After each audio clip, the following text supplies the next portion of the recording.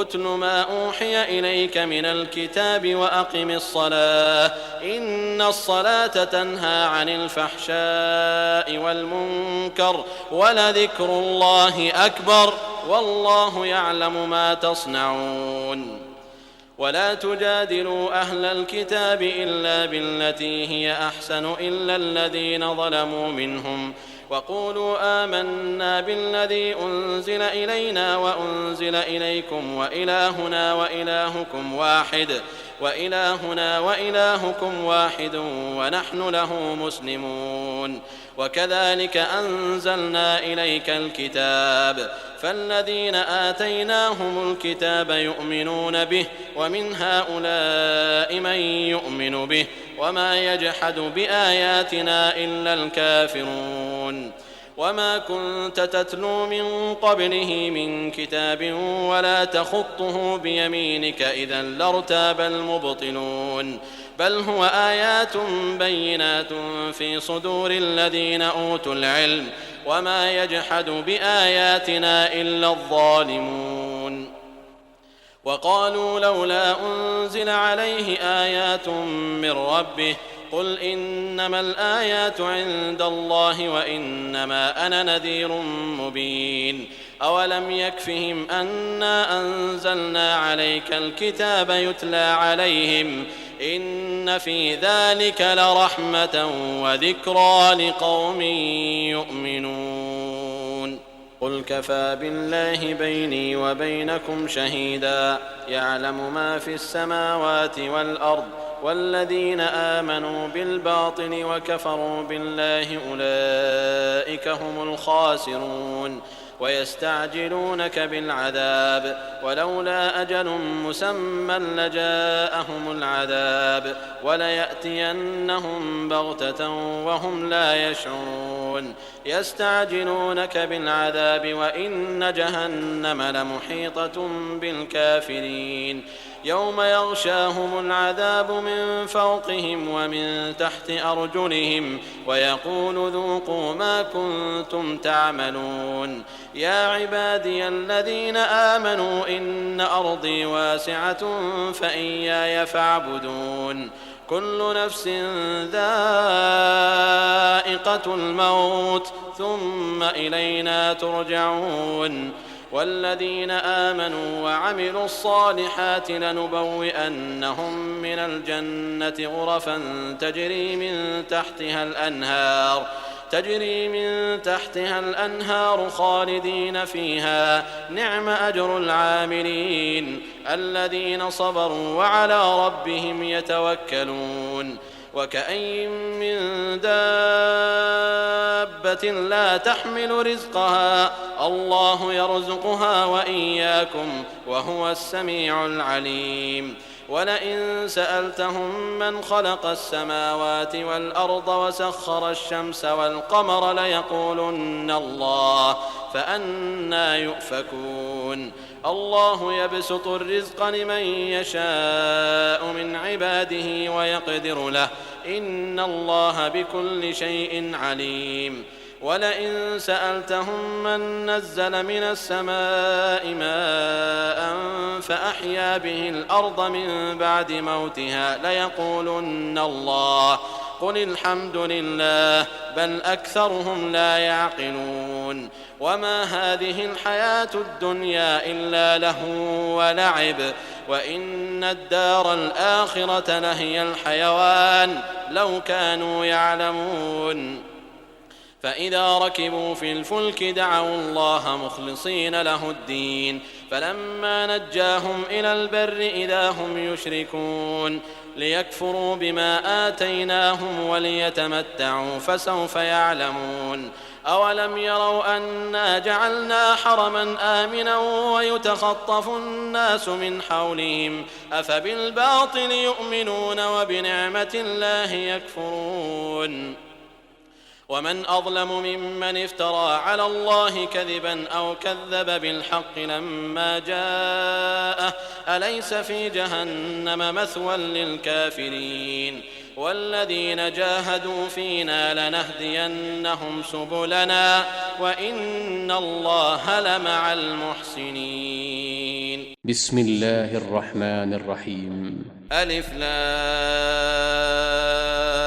ميم. غلبت الروم في أدنى الأرض وهم من بعد غلبهم سيغلبون في بضع سنين. لله الأمر من قبل ومن بعد. ويومئذ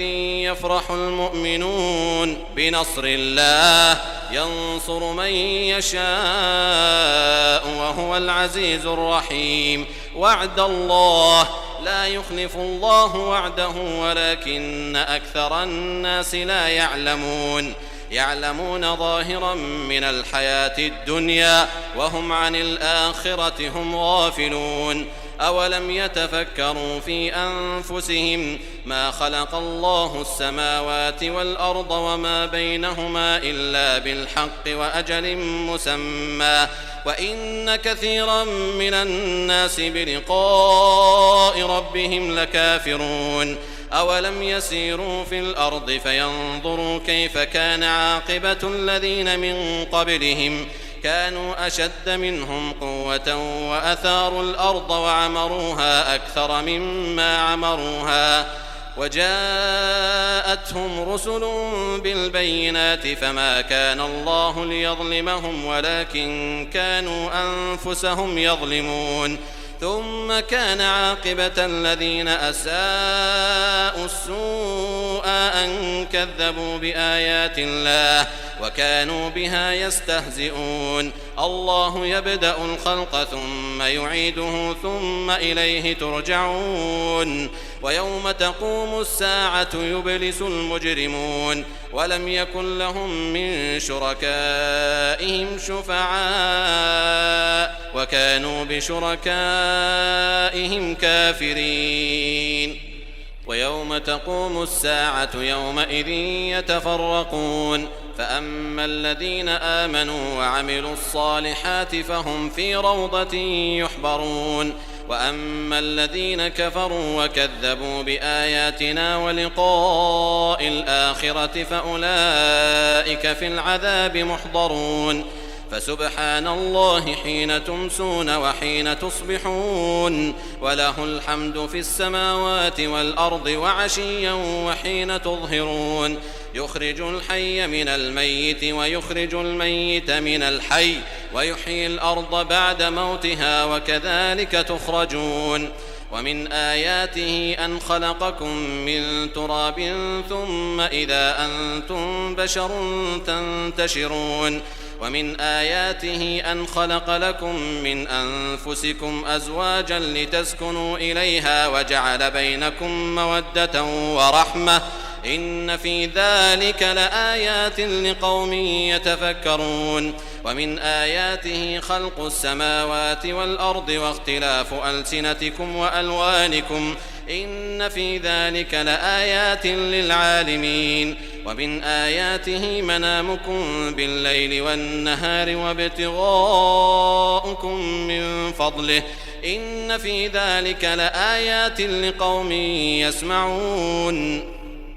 ومن آياته يريكم البرق خوفا وطمعا وينزل من السماء ماء فيحيي به الأرض بعد موتها إن في ذلك لآيات لقوم يعقلون. ومن آياته أن تقوم السماء والأرض بأمره ثم إذا دعاكم دعوة من الأرض إذا أنتم تخرجون. وله من في السماوات والأرض كل له قانتون. وهو الذي يبدأ الخلق ثم يعيده وهو أهون عليه وله المثل الأعلى في السماوات والأرض وهو العزيز الحكيم. ضرب لكم مثلا من أنفسكم هل لكم مما ملكت أيمانكم من شركاء فيما رزقناكم فأنتم فيه سواء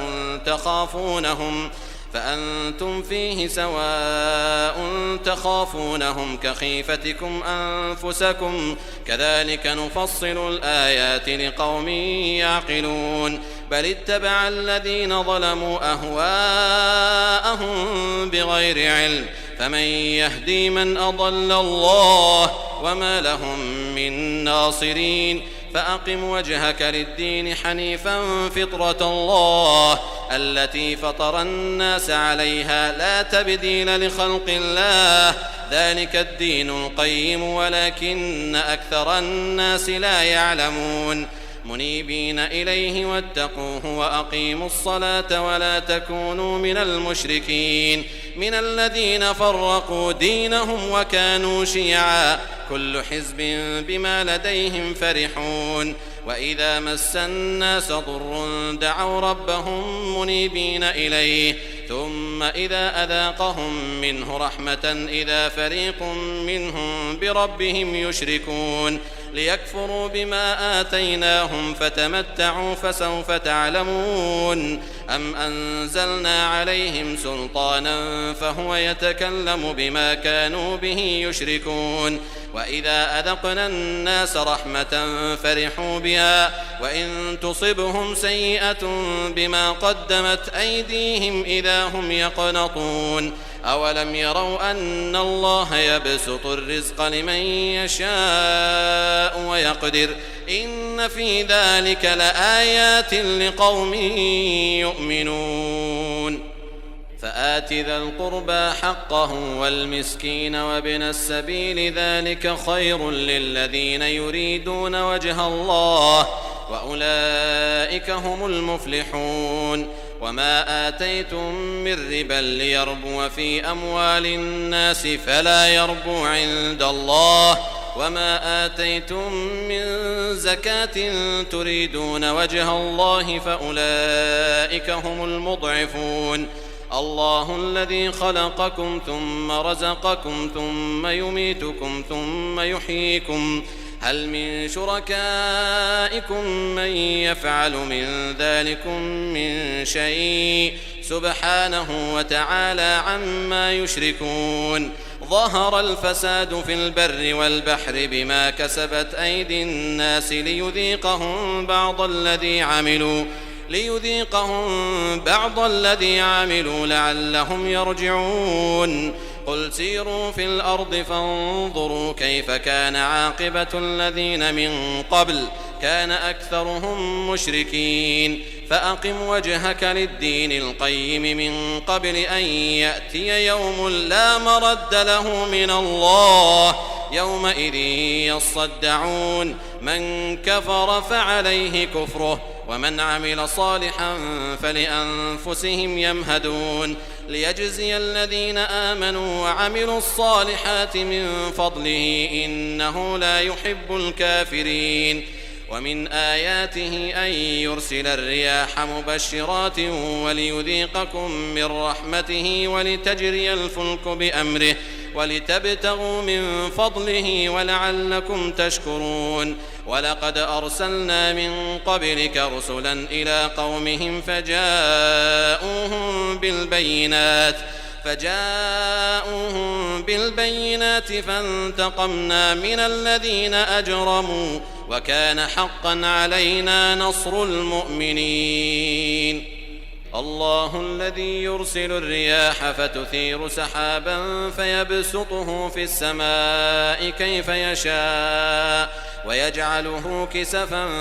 فترى الودق يخرج من خلاله فإذا أصاب به من يشاء من عباده إذا هم يستبشرون وإن كانوا من قبل أن ينزل عليهم من قبله لمبلسين فانظر إلى آثار رحمة الله كيف يحيي الأرض بعد موتها إن ذلك لمحيي الموتى وهو على كل شيء قدير ولئن أرسلنا ريحا فرأوه مصفرا لظلوا من بعده يكفرون فإنك لا تسمع الموتى ولا تسمع الصم الدعاء إذا ولوا مدبرين وما أنت بهاد العمي عن ضلالتهم إن تسمع إلا من يؤمن بآياتنا فهم مسلمون الله الذي خلقكم من ضعف ثم جعل من بعد ضعف قوة ثم جعل من بعد قوة ضعفا وشيبة يخلق ما يشاء وهو العليم القدير ويوم تقوم الساعة يقسم المجرمون ما لبثوا غير ساعة كذلك كانوا يؤفكون وقال الذين أوتوا العلم والإيمان لقد لبثتم في كتاب الله إلى يوم البعث فهذا يوم البعث ولكنكم كنتم لا تعلمون فيومئذ لا ينفع الذين ظلموا معذرتهم ولا هم يستعتبون ولقد ضربنا للناس في هذا القرآن من كل مثل ولئن جئتهم بآية ليقولن الذين كفروا إن أنتم إلا مبطلون كذلك يطبع الله على قلوب الذين لا يعلمون فاصبر إن وعد الله حق ولا يستخفنك الذين لا يوقنون. بسم الله الرحمن الرحيم. ألف لام ميم تلك آيات الكتاب الحكيم هدى ورحمة للمحسنين الذين يقيمون الصلاة ويؤتون الزكاة وهم بالآخرة هم يوقنون أولئك على هدى من ربهم وأولئك هم المفلحون ومن الناس من يشتري لهو الحديث ليضل عن سبيل الله بغير علم ويتخذها هزوا أولئك لهم عذاب مهين وإذا تتلى عليه آياتنا ولى مستكبرا كأن لم يسمعها كأن في أذنيه وقرا فبشره بعذاب أليم إن الذين آمنوا وعملوا الصالحات لهم جنات النعيم خالدين فيها وعد الله حقا وهو العزيز الحكيم خلق السماوات بغير عمد ترونها وألقى في الأرض رواسي أن تميد بكم وبث فيها من كل دابة وأنزلنا من السماء ماء فأنبتنا فيها من كل زوج كريم هذا خلق الله فأروني ماذا خلق الذين من دونه بل الظالمون في ضلال مبين ولقد آتينا لقمان الحكمة أن اشكر لله ومن يشكر فإنما يشكر لنفسه ومن كفر فإن الله غني حميد وإذ قال لقمان لابنه وهو يعظه يا بني لا تشرك بالله إن الشرك لظلم عظيم ووصينا الإنسان بوالديه حملته أمه وهنا على وهن وفصاله في عامين أن اشكر لي ولوالديك إلي المصير وإن جاهداك على أن تشرك بي ما ليس لك به علم فلا تطعهما وصاحبهما في الدنيا معروفا واتبع سبيل من أناب إلي ثم إلي مرجعكم فأنبئكم بما كنتم تعملون يا بني إنها إن تك مثقال حبة من خردل فتكن في صخرة أو في السماوات أو في الأرض يأت بها الله إن الله لطيف خبير يا بني أقم الصلاة وأمر بالمعروف وانه عن المنكر واصبر على ما أصابك إن ذلك من عزم الأمور ولا تصعر خدك للناس ولا تمش في الأرض مرحا إن الله لا يحب كل مختال فخور واقصد في مشيك واغضض من صوتك إن أنكر الأصوات لصوت الحمير ألم تروا أن الله سخر لكم ما في السماوات وما في الأرض وأسبغ عليكم نعمه ظاهرة وباطنة ومن الناس من يجادل في الله بغير علم ولا هدى ولا كتاب منير وإذا قيل لهم اتبعوا ما أنزل الله قالوا بل نتبع ما وجدنا عليه آباءنا أولو كان الشيطان يدعوهم إلى عذاب السعير. ومن يسلم وجهه إلى الله وهو محسن فقد استمسك بالعروة الوثقى وإلى الله عاقبة الأمور. ومن كفر فلا يحزنك كفره إلينا مرجعهم فننبئهم بما عملوا إن الله عليم بذات الصدور. نمتعهم قليلا ثم نضطرهم إلى عذاب غليظ. ولئن سألتهم من خلق السماوات والأرض ليقولن الله قل الحمد لله بل أكثرهم لا يعلمون. لله ما في السماوات والأرض إن الله هو الغني الحميد. ولو أن ما في الأرض من شجرة أقلام والبحر يمده من بعده 7 أبحر ما نفدت كلمات الله إن الله عزيز حكيم. ما خلقكم ولا بعثكم إلا كنفس واحدة إن الله سميع بصير. ألم تر أن الله يولج الليل في النهار ويولج النهار في الليل وسخر الشمس والقمر كل يجري إلى أجل مسمى وأن الله بما تعملون خبير. ذلك بأن الله هو الحق وأن ما يدعون من دونه الباطل وأن الله هو العلي الكبير. ألم تر أن الفلك تجري في البحر بنعمة الله ليريكم من آياته إن في ذلك لآيات لكل صبار شكور. وإذا غشيهم موج كالظلل دعوا الله مخلصين له الدين فلما نجاهم إلى البر فمنهم مقتصد وما يجحد بآياتنا إلا كل ختار كفور. يا أيها الناس اتقوا ربكم واخشوا يوما لا يجزي والد عن ولده ولا مولود هو جاز عن والده شيئا إن وعد الله حق فلا تغرنكم الحياة الدنيا ولا يغرنكم بالله الغرور. إن الله عنده علم الساعة وينزل الغيث ويعلم ما في الأرحام وما تدري نفس ماذا تكسب غدا وما تدري نفس بأي أرض تموت إن الله عليم خبير. بسم الله الرحمن الرحيم. ألف لام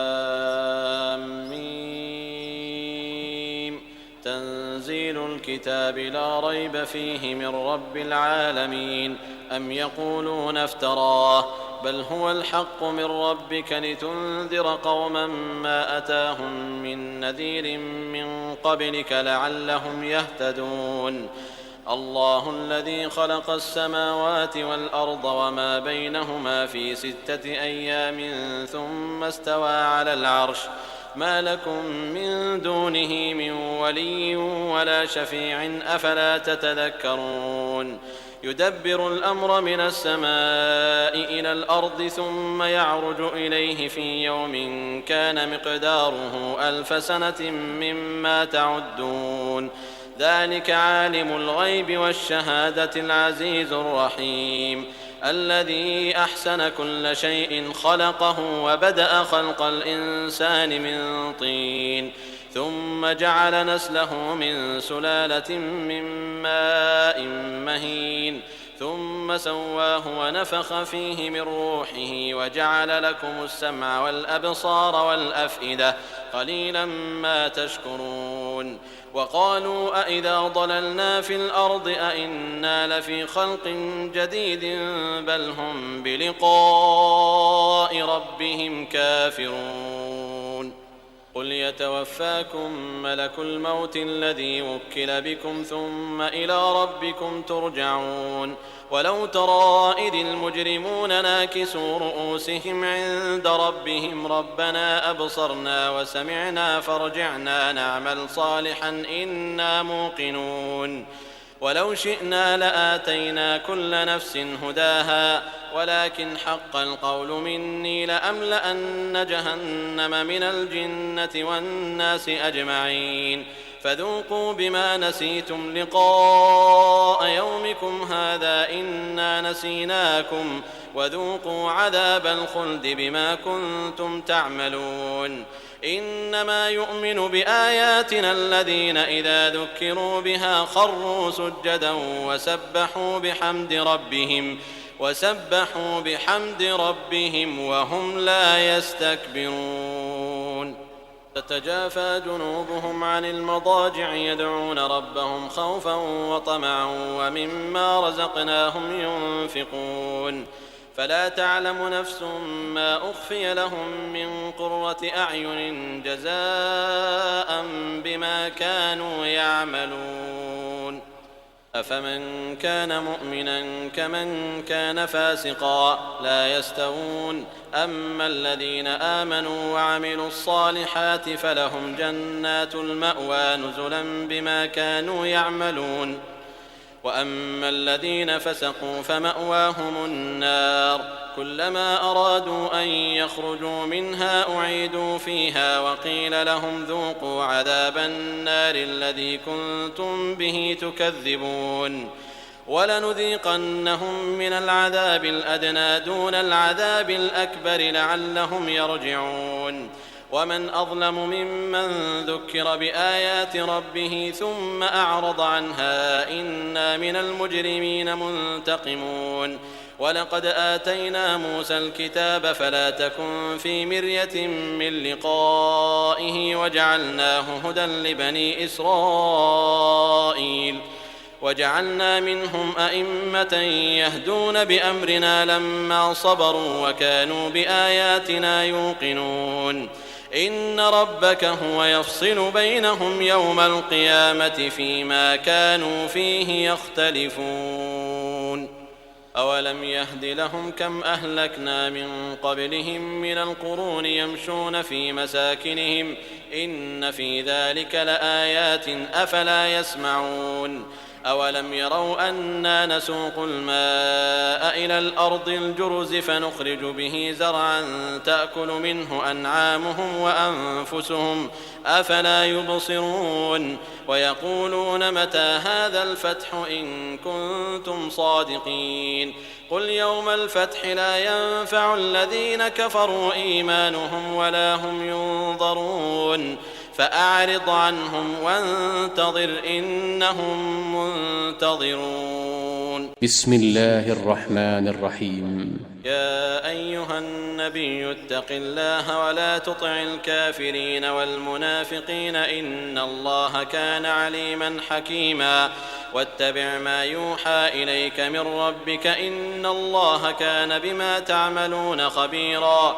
وتوكل على الله وكفى بالله وكيلا ما جعل الله لرجل من قلبين في جوفه وما جعل أزواجكم اللائي تظاهرون منهن أمهاتكم وما جعل أدعياءكم أبناءكم ذلكم قولكم بأفواهكم والله يقول الحق وهو يهدي السبيل ادعوهم لآبائهم هو أقسط عند الله فإن لم تعلموا آباءهم فإخوانكم في الدين ومواليكم وليس عليكم جناح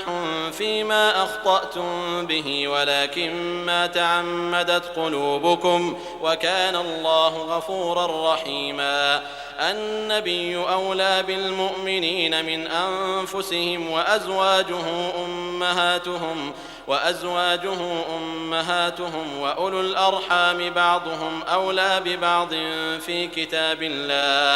وأولو الأرحام بعضهم أولى ببعض في كتاب الله من المؤمنين والمهاجرين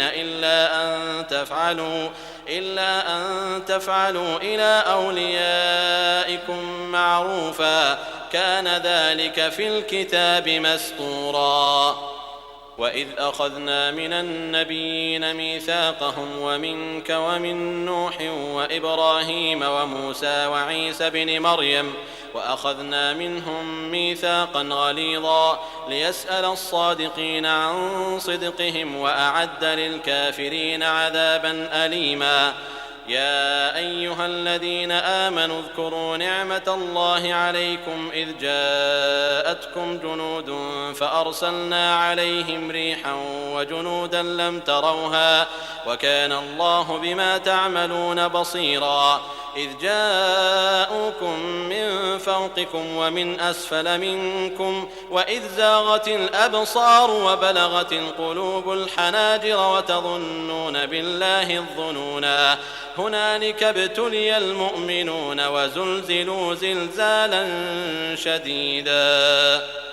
وإذ يقول المنافقون والذين في قلوبهم مرض ما وعدنا الله ورسوله إلا غرورا. وإذ قالت طائفة منهم يا أهل يثرب لا مقام لكم فارجعوا ويستأذن فريق منهم النبي يقولون إن بيوتنا عورة وما هي بعورة إن يريدون إلا فرارا. ولو دخلت عليهم من أقطارها ثم سئلوا الفتنة لآتوها وما تلبثوا بها إلا يسيرا. ولقد كانوا عاهدوا الله من قبل لا يولون الأدبار وكان عهد الله مسؤولا. قل لن ينفعكم الفرار إن فررتم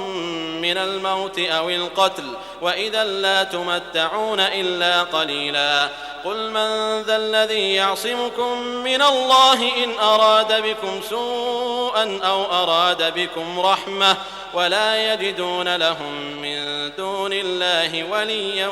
ولا نصيرا. قد يعلم الله المعوقين منكم والقائلين لإخوانهم هلم إلينا ولا يأتون البأس إلا قليلا أشحة عليكم فإذا جاء الخوف رأيتهم ينظرون إليك تدور أعينهم كالذي يغشى عليه من الموت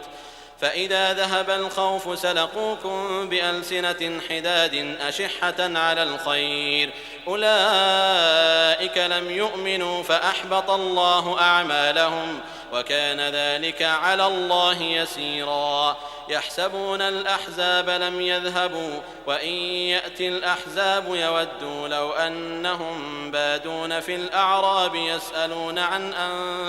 أنبائكم ولو كانوا فيكم ما قاتلوا إلا قليلا.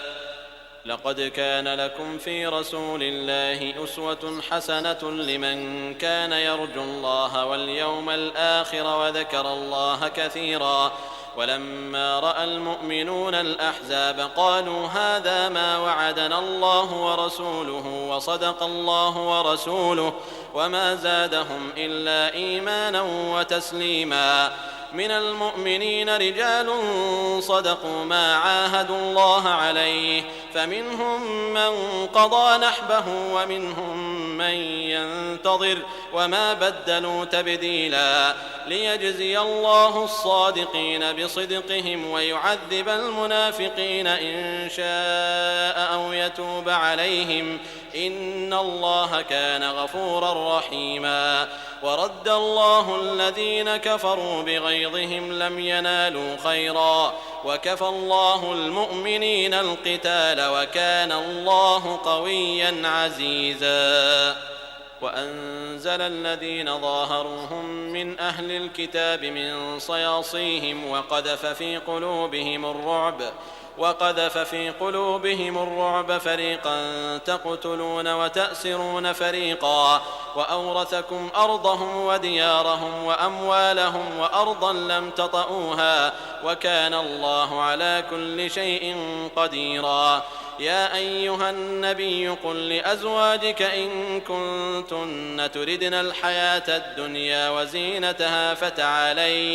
فتعالين أمتعكن وأسرحكن سراحا جميلا. وإن كنتن تردن الله ورسوله والدار الآخرة فإن الله أعد للمحسنات منكن أجرا عظيما. يا نساء النبي من يأت منكن بفاحشة مبينة يضاعف لها العذاب ضعفين وكان ذلك على الله يسيرا.